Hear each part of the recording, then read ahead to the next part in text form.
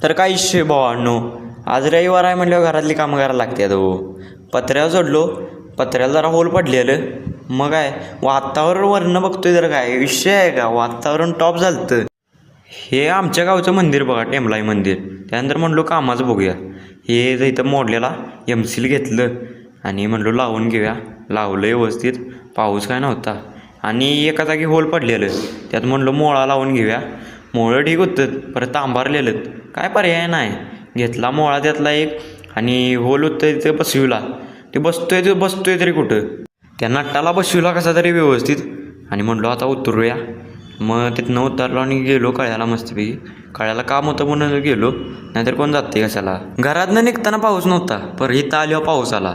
मग काय पर्याय नाही, थांबाय पाहिजे. थांबलो आणि मग गेलो, काम बिम केलं आणि गेलो मग मस्तपैकी.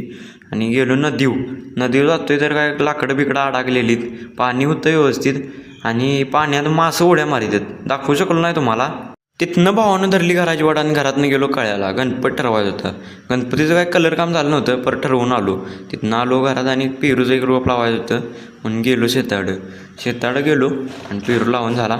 तर भावानं तुम्ही लाईक करा, फॉलो करा, शेअर करा. फॉलो करा विसरू नका मात्र.